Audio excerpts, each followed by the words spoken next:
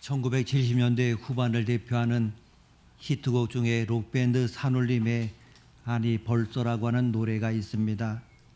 이 노래가 수록된 산울림 1집은 2주 만에 40만 장이 팔리는 빅 히트를 쳤습니다. 아니 벌써라고 하는 이 노래의 가사는 이렇습니다. 아니 벌써 해가 솟았나, 창문 밖이 환하게 밝았나, 아니 벌써 밤이 깊었나, 정말 시간 가는 줄 몰랐네. 아니 벌써 밤이 깊었나, 정말 시간 가는 줄 몰랐네. 아니 벌써 2월의 첫 번째 주일입니다. 새해가 시작된 지 어제 같은데 벌써 1월이 가고 2월이 되었습니다.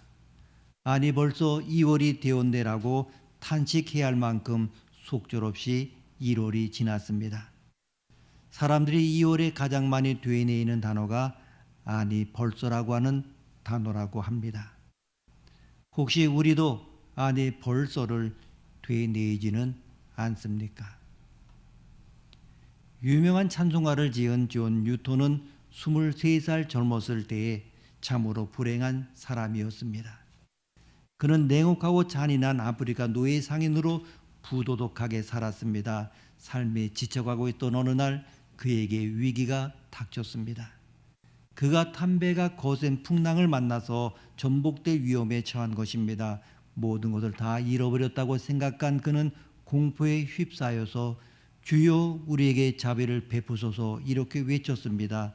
그 순간 그는 예수 그리스도를 구주로 받아들였고 하나님께서 그의 죄를 용서하시고 과거의 부도덕한 삶에서 벗어나게 해 주셨습니다.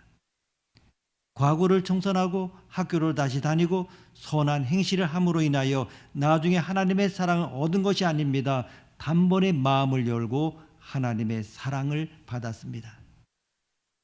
집 나간 둘째 아들이 어느 날 아버지 집으로 다시 돌아옵니다. 아버지의 유산을 다 탕진하였습니다. 아버지에게 돌아갈 면목이 없었습니다. 그러나 어느 날 남의 집에서 일하면서 돼지 쥐염 열매를 먹으면서 깨달았습니다. 남의 집에서 고생하느니 차라리 아버지 집에 돌아가서 종이 되는 것이 더 낫겠다라고 생각했습니다. 아버지는 동구 밖에까지 나와서 돌아오는 아들을 환영을 했습니다. 아버지의 사랑을 과분하게 받았습니다. 아들이 한 것 아무것도 없습니다. 마음을 열고 아버지 집에 돌아오기만 하면 됩니다. 행위가 아니라 오직 믿음으로 받아들이면 됩니다. 하나님의 사랑을 받지 못하는 것은 능력의 문제가 아니라 마음으로 영접하지 않기 때문입니다. 유명한 폴 틸리는 이런 말을 했습니다. 현대인에게는 숨길 수 없는 세 가지 회색 어둠이 있다. 첫째는 공허감입니다. 가만히 보게 되면 종종 그런 이야기를 듣습니다. 젊었을 때는 공부하느라 정신없다가 그 다음에는 연애하느라고 한참 빠졌다가 그 다음에 결혼을 해서 애 낳고 키우느라 정신없다가 애들이 다 결혼해 나가고 그러니까 허전합니다.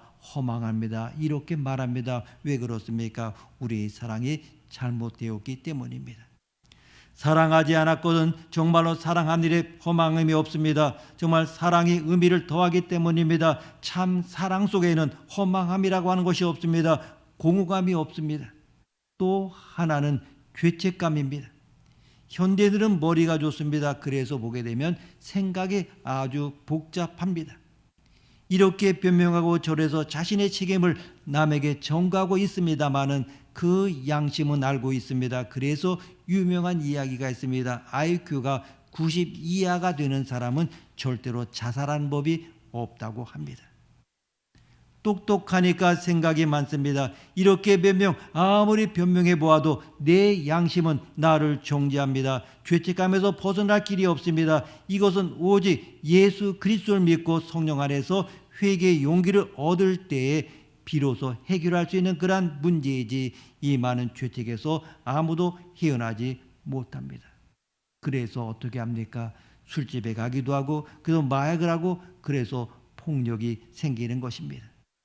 정말 숨길 수 없는 죄책감, 여기서부터 벗어나는 길은 오직 믿음뿐입니다. 또한 공포감입니다. 미래가 보이지 않습니다. 정말 암담하기만 합니다.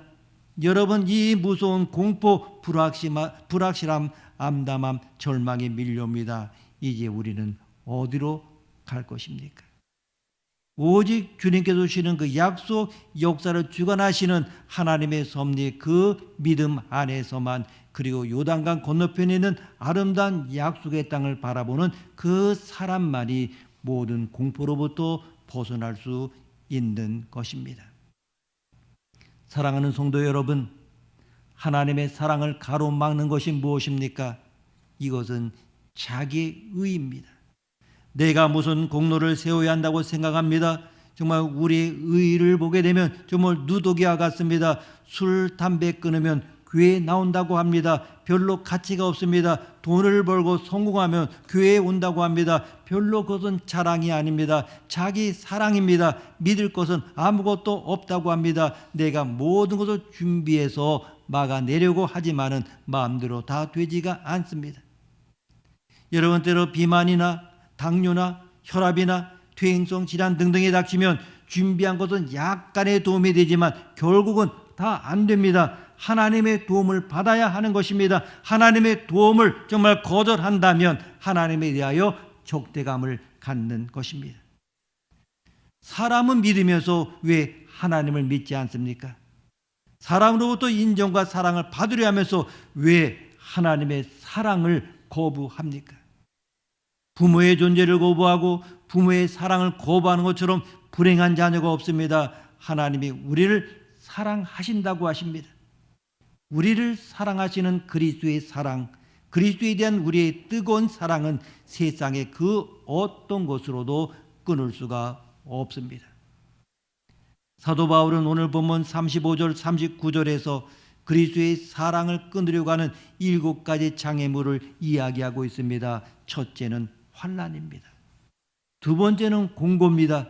세 번째는 박해입니다. 네 번째는 기근이요, 다섯 번째는 적신입니다. 여섯 번째는 위험입니다. 일곱 번째는 칼입니다. 이 칼은 죽음과 전쟁을 상징을 합니다.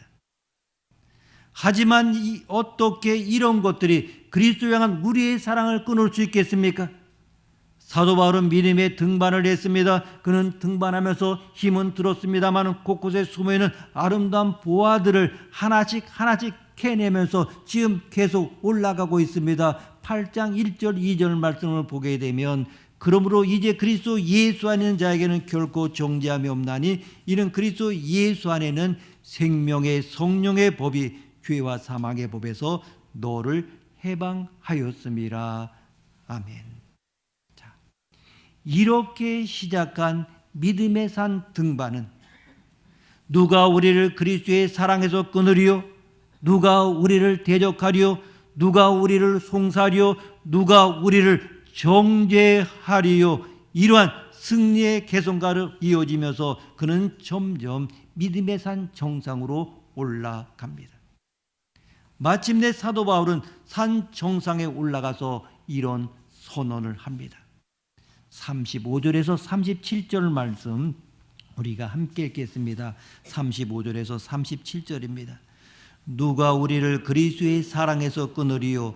환난이나 공고나 박해나 기근이나 적신이나 위험이나 칼이랴.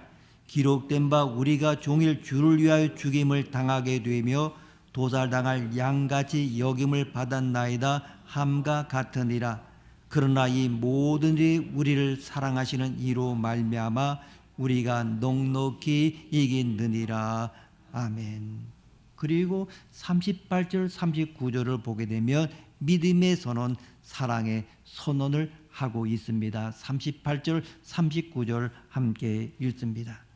내가 확신하노니 사망이나 생명이나 천사들이나 권세자들이나 현재리나 장래리나 능력이나 높음이나 기쁨이나 다른 어떤 피조물이라도 우리를 우리 주 그리스도 예수 안에 있는 하나님의 사랑에서 끊을 수 없으리라. 아멘. 여러분도 이런 믿음의 고백을 할 수 있기를 바랍니다. 이런 고백을 할 수 있는 정금 같은 신앙의 사람들이 되기를 바랍니다. 우리가 28절에서 우리가 알거니와라고 말하고 있습니다. 그러나 38절에 가면 내가 확신하노니라 이렇게 말하고 있습니다. 인식이 확신으로 변한 것입니다. 여러분, 지식이 사람을 변화시키는 것이 아닙니다. 어떤 의미에서는 지식이 많으면 갈등과 고민이 많습니다. 차라리 무식한 사람이 큰 일을 해냅니다. 아는 것은 힘이 아닙니다. 확신하는 것이 힘입니다. 내가 아는 지식에 대한 믿음이 있어야 합니다. 내가 경험한 것에 대한 확신이 있어야 하는 것입니다. 오늘날 현대인들의 특징이 무엇입니까? 정보와 지식은 있어도 믿음과 확신이 없는 것입니다. 너무나 많은 정보와 지식이 바닷물처럼 흘러갑니다. 내 인생에 대한, 천국에 대한 확신까지도 흔들리고 있습니다. 이 믿음이 흔들리면 세상이 다 흔들립니다. 여러분이 이 세상에서 승리할 수 있는 비결은 하나님의 사랑에 대한 변함없는 뜨거운 확신을 갖는 것입니다. 사도 바울은 이 뜨거운 확신을 이야기합니다. 38절 39절을 보게 되면 우리의 신앙을 흔들고 변하게 만드는 확신을 흔들려고 하는 여러 가지 장애물들을 볼 수가 있습니다. 그리스도의 사랑을 흔들려고 하는 7가지 장애물들이 있었듯이 하나님의 사랑에 대한 확신을 흔들려고 하는 10가지 장애물들이 있습니다. 우리의 믿음을 흔드는 첫 번째 장애물이 무엇입니까? 그것은 사망입니다. 이것은 육체적 죽음을 말합니다. 또한 이것은 죽음에 따르는 고통을 말합니다. 이 대부분의 사람들이 제일 두려워하는 것이 죽음입니다. 그러나 사도 바울은 이렇게 말합니다. 고린도전서 15장 55절 말씀 보면 사망아 너의 승리가 어디 있느냐? 사망아 내가 쏘는 것이 어디 있느냐? 여러분, 죽음보다 강한 것은 사랑입니다. 죽음보다 더 위대한 것, 죽음을 초월하는 것은 바로 사랑입니다. 사망아 내가 어떻게 하나님의 사랑을 끊을 수 있겠느냐? 어떻게 하나님의 이 위대한 사랑을 방해할 수 있겠느냐? 그리스도 안에 있는 사랑은 마귀의 사망의 힘보다도 강합니다. 그래서 예수님 말씀하십니다. 요한복음 11장 25절 26절 말씀 보면 예수께서 이르시되 나는 부활이요 생명이니 나를 믿는 자는 죽어도 살겠고 무릇 살아서 나를 믿는 자는 영원히 죽지 아니하리니 이것을 내가 믿느냐. 아멘. 우리는 모든 것 다 맡겼다고 하면서도 자세히 보게 되면 죽음의 공포를 가지고 있습니다. 또한 죽어가는 것에 대한 공포가 있습니다. 하지만 이런 죽음의 공포를 극복한 사람들이 있습니다. 그 중에 한 사람이 스데반입니다. 또 다른 한 사람으로 폴리캅이라고 하는 이가 있습니다. 여러분, 누가 우리를 그리스도의 사랑에서 끊겠습니까? 누가 그리스도 안에 있는 하나님의 사랑에서 끊겠습니까? 사망이나 죽음도 우리의 신앙과 믿음을 약화시킬 수가 없습니다. 두 번째는 무엇입니까? 생명입니다. 이 생명은 살아있는 동안 이 세상에서의 삶을 말합니다. 죽음의 반대 개념입니다. 마귀는 우리를 유혹합니다. 내 생명을 나에게 주면 세상의 모든 부를 주겠다. 예수님도 유혹하지 않았습니까? 내가 내게 절하면 이 세상을 너에게 주겠다. 이것이 바로 생명의 유혹이라고 하는 것입니다. 그래서 높은 사람들 중에서 악한 사람들이 많은 것을 봅니다. 그러나 이 생명도 내가 하나님을 사랑하는 것을 끊을 수가 없습니다. 그리고 세 번째 장애물은 천사들입니다. 여기서 말하는 천사들은 하나님의 천사들을 말하지 않습니다. 이것은 악한 천사들입니다. 악한 영을 말합니다. 이 악한 영은 우리를 더럽게 만듭니다. 거짓말하게 만듭니다. 우리에게 질병을 가져다 주고 우리를 파괴합니다. 하지만 사단이 우리를 사자같이 삼키려고 할지라도 하나님에 대한 우리의 사랑을 끊을 수가 없습니다. 그리고 네 번째는 권세자들입니다. 이것은 통치자들이나 지존자들을 의미합니다. 높은 위치에 올라가서 신앙생활을 잘하기란 매우 어렵습니다. 권력이 하나님이 됩니다. 돈이 많으면 돈이 하나님이 됩니다. 정말 그 모든 세상적인 부와 화려함을 다 포기하고 하나님을 택하는 것은 쉬운 일이 아닙니다. 사도 바울은 이 모든 것이 우리를 하나님의 사랑에서 끊을 수 없다고 말합니다. 그리고 다섯 번째는 현재 일입니다. 현재 겪고 있는 고통을 말합니다. 당장 먹을 것이 없어 굶을 수 있습니다. 아무리 좋은 일도 손해를 보고 고통을 당하면 피하고 싶습니다. 이러한 유혹입니다. 여섯 번째는 현재와 상반되는 개념인 장래일입니다. 이것은 미래에 오게 될 환난과 고통을 의미합니다. 우리 인간은 육체를 가지고는 연약한 존재들이기 때문에 현재에 받는 고통과 미래에 닥치게 될 재앙들을 피하고 싶어합니다. 그러나 이 그리스도의 사랑은 그것을 피하지 않습니다. 정면으로 그것과 대결하게 합니다. 일곱 번째는 능력입니다. 이것은 악한 천사나 권세자들이 가지고 있는 우주적인 어떤 힘입니다. 그러나 어떠한 초자연적인 능력이 있다 할지라도 누가 우리를 그리스도의 사랑에서 끊겠습니까? 사도 바울은 38절에서 승리의 계가를 부르고 환희의 고백을 합니다. 그리고 여덟 번째는 높음입니다. 즉 위에 있는 어떤 힘을 말합니다. 다시 말하면 높은 자리에 올라갔을 때 얻을 수 있는 모든 것을 말합니다. 사단으로 받는 모든 세속적인 것들, 권세나 부나 명예나 높은 지혜 등을 말하고 있습니다. 그리고 아홉 번째는 무엇입니까? 기품입니다.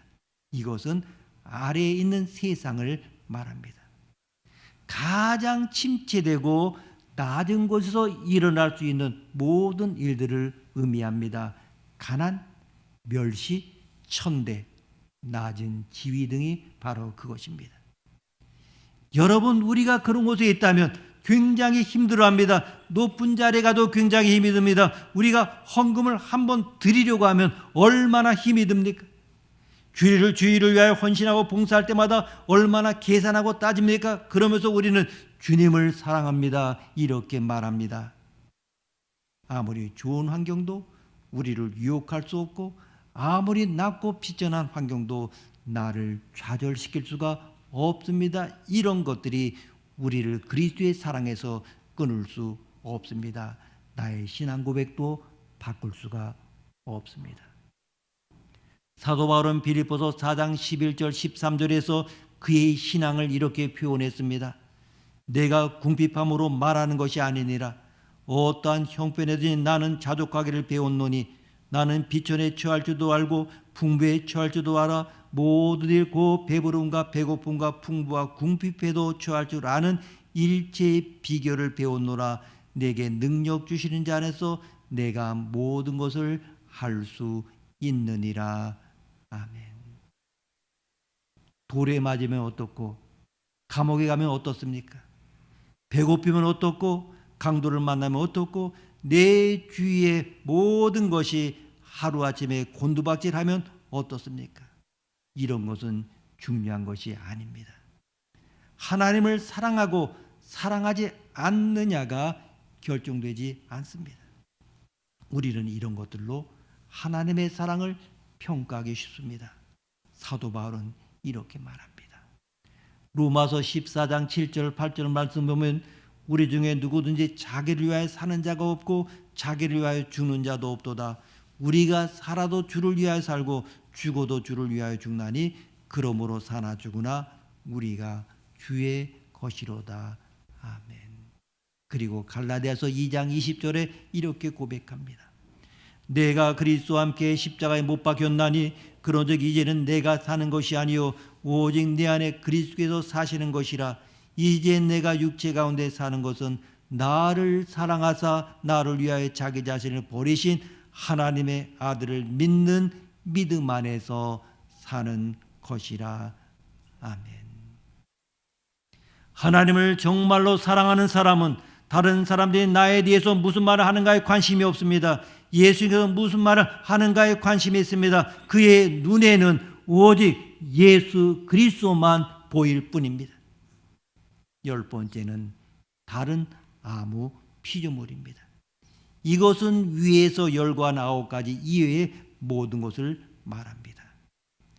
우주의 어떤 세력도 정말 어떤 존재도 예수 그리스도 안에 있는 하나님의 사랑을 끊을 수가 없습니다.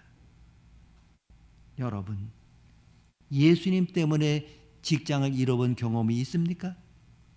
예수님의 영광을 가리기 때문에 높은 자리를 상해 본 적이 있습니까? 여러분은 예수님 때문에 무엇을 잃었습니까? 예수님 때문에 무엇을 포기했습니까? 여러분이 손해를 보지 않으면 다른 사람의 이익을 볼 수가 없습니다. 내가 손해를 봐야 누군가 이익을 봅니다. 내가 이익을 추구하면 누군가 손해를 보게 되어 있습니다. 우리 그리스도인은 손해를 보는 사람입니다. 그리스도인은 당하는 사람입니다. 포기한 만큼이 여러분의 믿음입니다. 소유한 것만큼이 믿음이 아닙니다. 무엇을 포기했느냐가 중요합니다. 여러분의 집을 포기했다면 집만큼의 믿음이 있습니다. 여러분, 봉사를 통하여 칭찬을 받으려고 하지 마십시오. 그것은 다 없어집니다. 예수님을 사랑하는 사람마다 그의 십자가 사랑 앞에 무릎을 꿇지 않을 수가 없었고 하나님의 사랑에 녹지 않는 사람이 없었습니다. 그런데 이런 사람이 어떻게 성공하겠습니까? 정말 세상 사람은 바보라 할 것입니다. 이 사람은 건드려도 괜찮다고 생각할 것입니다. 그러면 어떻게 이런 사람들이 세상에서 존재할 수 있겠습니까? 그 해답이 37절에 있습니다. 37절 말씀 함께 읽습니다. 그러나 이 모든 일이 우리를 사랑하시는 이로 말미암아 우리가 넉넉히 이기느니라. 아멘.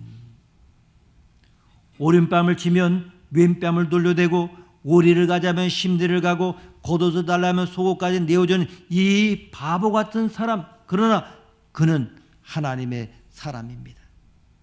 이 사람은 우리를 사랑하시는 이로 말미암아 넉넉히 이깁니다. 세상에는 돈이 있고 힘이 있고 요령이 있고 똑똑한 사람이 승리할 것 같아도 그렇지 않습니다. 나중에 패하게 됩니다. 그러나 당하고 모함받고 어리석고 아무것도 아닌 것 같아도 그리스도를 바라보고 그리스도의 사랑을 신뢰하는 사람들은 모든 것이 합력하여 선을 이룰 뿐만 아니라 우리를 사랑하는 이로 말미암아 넉넉히 이깁니다. 고린도전서 1장 27절 28절 말씀 보면 그러나 하나님께서 세상에 미련한 것들을 택하사 지혜 있는 자들을 부끄럽게 하려 하시고 세상에 약한 것들을 택하사 강한 것들을 부끄럽게 하려 하시며 하나님께서 세상에 천한 것들과 멸시받는 것들과 없는 것들을 택하사 있는 것들을 폐하려 하시나니. 아멘. 여러분, 이 사람이 승리합니다. 세상에서는 바보 같고 당하는 사람 같지만은 하나님을 신뢰하고 의지하며 끝까지 가면 하나님께서는 승리의 멸관을 씌우시며 개성가를 부르게 하십니다. 그들은 하나님으로부터 넉넉히 이기는 축복을 받습니다. 바로 이것이 사도 바울이 믿음의 산 정상에 올라가서 외쳤던 메시지입니다. 여러분, 예수님의 사랑은 우리의 죄를 녹여주셨고 우리의 상처를 치유해 주셨고 우리의 방황과 절망과 좌절을 회복시켜 주셨습니다. 누가 이 그리스도의 사랑을 끊을 수 있겠습니까?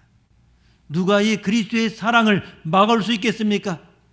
그분의 사랑은 십자가의 사랑이요 값없이 주신 사랑이요 조건 없이 희생을 치른 사랑입니다. 십자가의 사랑을 깨닫는 자만이 참된 구원을 얻은 자요 세상을 이긴 자요 승리한 사람입니다. 38절 39절 말씀 함께 읽습니다.